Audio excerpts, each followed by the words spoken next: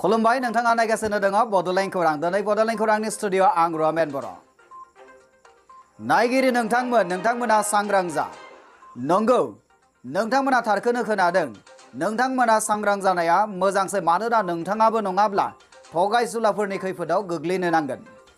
क'क्राझारनिफ्राय जोंनि आखायाव मोनसे गिख्रंथाव रादाब मोनफैदों साननि समावनो मोनसे नखरनिफ्राय गाननाय सना आरो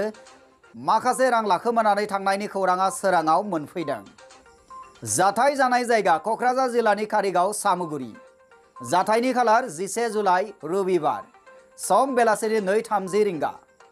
थांनाय 11 जुलाइ खालाराव बेलासिनि 2 रिंगायाव सानै सिनाय मोनै मुसलमान सुबुंफोरा गंसे बाइक लानानै हाबफैयो कारिगाव सामुगुरि गामिनि थागिबि रबि बसुमतारिनि न'आव हाबफैनाय समाव रबि बसुमतारिया न'आव गैयामोन दङमोन खालि बिनि बिसि सन्दा बसुमतारि आरो सासे उन्दै फिसाजो दुथां सानैया सन्दा बसुमतारिखौ फाव फान्दायनो नाजानायसै गोदान कम्पानिनि मुवा बेसाद फानग्रा होना गावसोरखौ सिनायथि होनानै साबोन खानसि थोरसि मानजिग्राफोर जासिफैयो दुथां सानैया बेल' नङा सना साखोन खालामनायबो खालामनो हायो होननानै बिसोरो बुंफ्लायो बेबायदिनो बुंफ्ला सानैनि सासेया सन्दा बसुमतारिनि खाथियाव साफियो आरो खाबु नायनानै आइजोनि मोखां मोदोमाव माबा पाउडार हारिनि जिनिस सारना होनानै आइजोखौ हुस गैयि खालामो बेनि उनाव आइजोनि खोमायाव गाननाय सना फिसाजोनि खोमायाव गाननाय सनाखौ बखना लायो सानै लम्पट सिखावा सनानि बेसेना जरानैजों खौसेयै 16,500 रांसो जागोन होननानै मिथिनो मोननाय जादों नाथाय बाथ्राया बेखिनियावनो जोबासै न' सिङाव हाबनानै 12,000 रांखौबो लानानै खारखोमालाङो बै सानै सिखावा उनावहाय मोदोम आखाइ साख्रु साख्रा मोननायलाय सन्दि बसुमतारिखौ खाथिनि तिनिआलि सावस्रि मिरुआव लानानै थांनानै फाहामथाय होनाय जायो फाहामथाय होनायनि उनाव हामखांनायनि उनाव 12 जुलाइ खालाराव सन्दि बसुमतारिया गावजों जानाय जाथायखौ बेबायदिहाय फोरमायथियो मादै मैयानि एसे जानाय घटनाखौ खोन्थालाय मैया बेलासियाव जानायखौ औ थारमाने आंनाव लं लांफैग्रा हारसा फैयो नालाय आं बेहाय फैदों नंनानै आङो सोंनाय जादों सानै हारसा फैदोंमोन बांगालफोर बिदिनो बिमबार साबोन बायदिसिना जासिबाय ओमफ्राय आं लन लांफैग्रा साननानै एसे खाथियाव थानानै रायलायदोंमोन आरोना ओमफ्राय बेहाय आंनि मोखाङाव ओरै खालामदों आरो आखाइजों औ मोखां खाथियाव खालामदों औ ओमफ्राय आङो देहाखौ एसे बोरैबा खोमसि मोनबाय जेबो आंनाव साननै जेबो माबा गैला आरोखि गावखौनो गाव आं बावगारनाय मोनबाय ओमफ्राय बिनि उनाव दाना बे हारसाया जासिबाय आंनो बिमबार साबोन लाखिनो नामा बेखौबो आं नाङा होनबाय ओमफ्राय बिदिनो माबा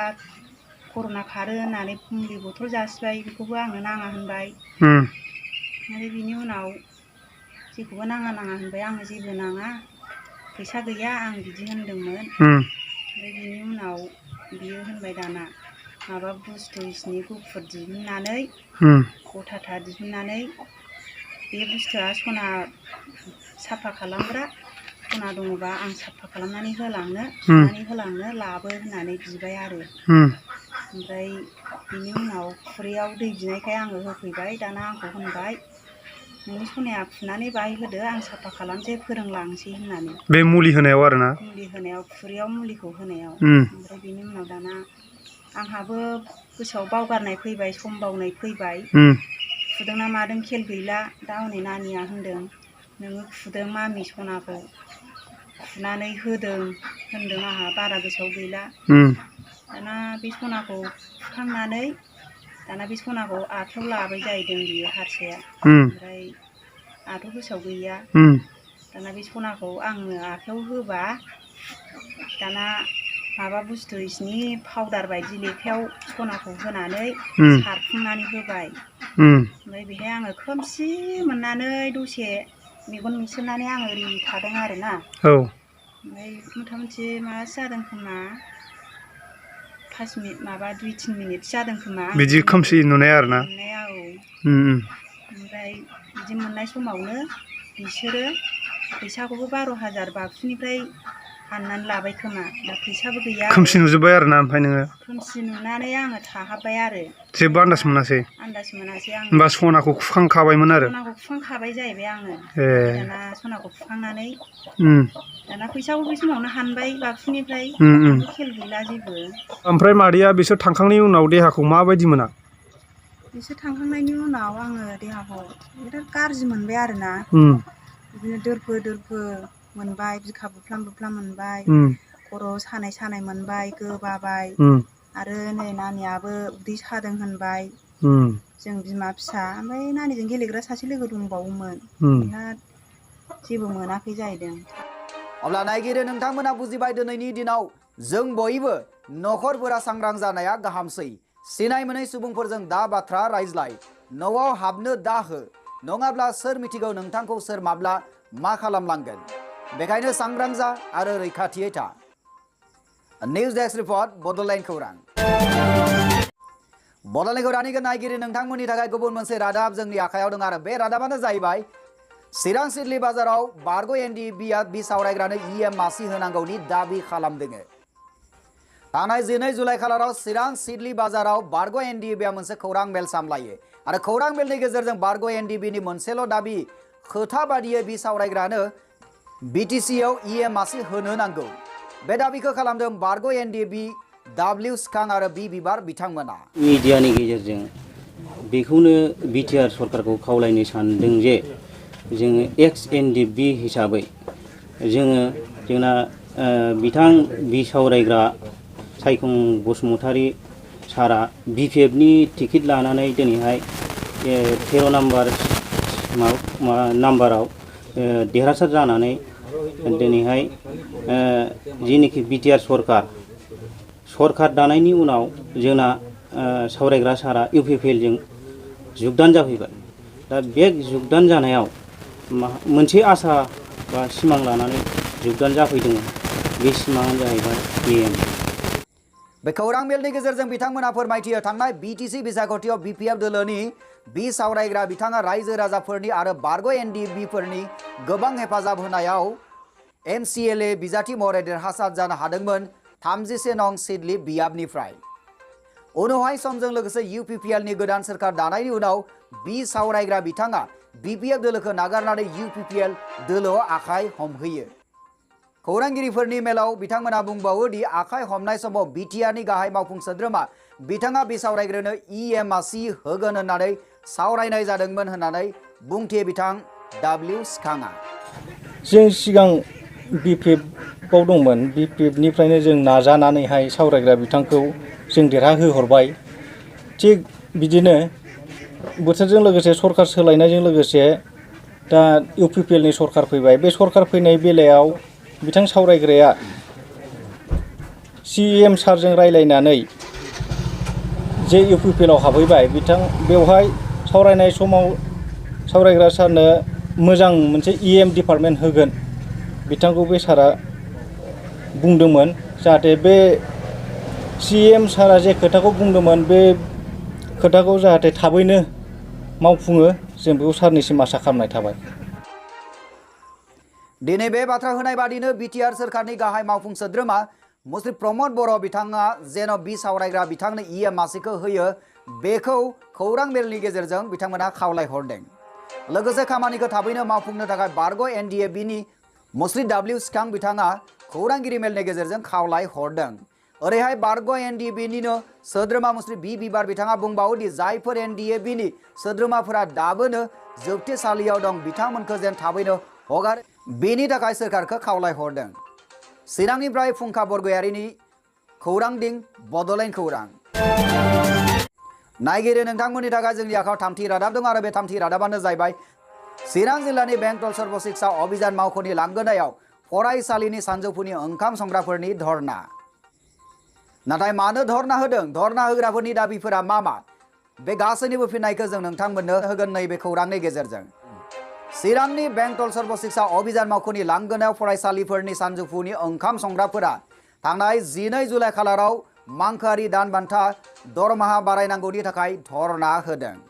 बेंटल क्लास्टारनि आफादगिरि मुस्रिमा सबिता दैमारिया बुङोदि फरायसालियाव सानजौफुनि ओंखाम संनाया 16 बोसोर जालांबाय नाथाय दासिमबो मोजां सोरखारि सुबिदा मोननो हायाखै।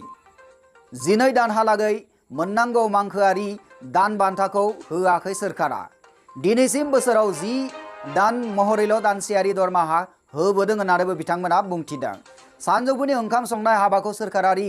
मासिनिफ्राय बोखारनानै सोरखारि नङि थामहिनबा NGOनि आखायाव गथायनो नागिरदों होननानैबो बिथांमोना अजद दैखांदों।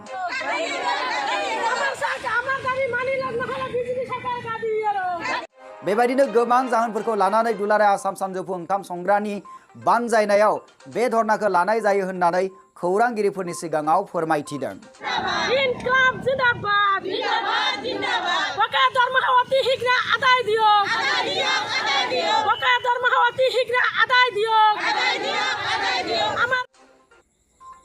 चिरां दादगारिनिफ्राय प्रमेश्वर नार्जारिनि खौरां दिं बड'लेण्ड खौरां। दिनैनि जोबथा रादाबो दङ। आसाम आयेन आफादनि गोलोम बोथोरनि रां बावजा सेसना मैया 12 जुलाइनिफ्राय जागायबाय। हेंथा राजखान्थि दोलोआ मुवा बेसादनि बेसेन बांनायनि सायाव सोरखारखौ सोंथि सोंनो होयियाव सदनाव दावराव दावसि सोमजियो। बर'नि गेदेमा आसाम आयेन आफादनि बुंथिगिरि मानगोनां मुस्रि बिश्वजित दैमारि बिथांनि रां बावजा सेसननि गिबि साना जोबनानै थाङो। निउज डेस्क रिपर्ट बड'लेण्ड खौरां। नायगिरि नोंथांमोननि थाखाय मोनसे इन्टारनेशनेल रादाब जोंनि आखायाव दङ आरो बे रादाबानो जाबाय लियनेल मेसिनि हानजा आर्जेन्टिना कपा आमेरिका 2020 जोलुर बादायमुखौ देरहानो हाबाय। नेइमार जुनियरजों दैदेनजानाय गोख्रों हेंथा दोलो ब्राजिलखौ मुंदांखा जोलुरगिरि लियनेल मेसिनि हानजाया 1-0 गलाव फेजेननो हायो। मख'नो नांगोनदि बे देरहासारनाया जारिमिनारि गोसोखांथाव जानानै थासिगोन मानोना 14 बोसोरनि उनाव आर्जेन्टिनाया कपा आमेरिकानि गेलेजोबथा फाइनेलाव चेम्पियन जानो हादों। International news desk report Bodoland खौरां।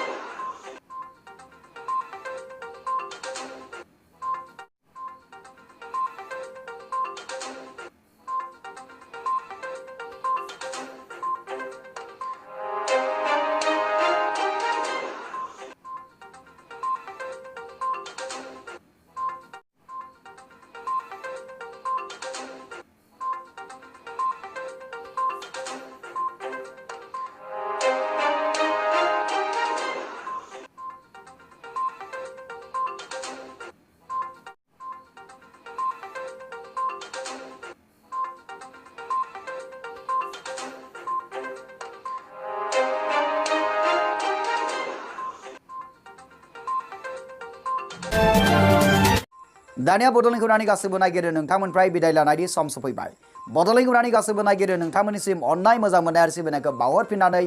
दिनैनि रादाबखौ जों फोजोबनाय जाबाय। गोजोन्थों।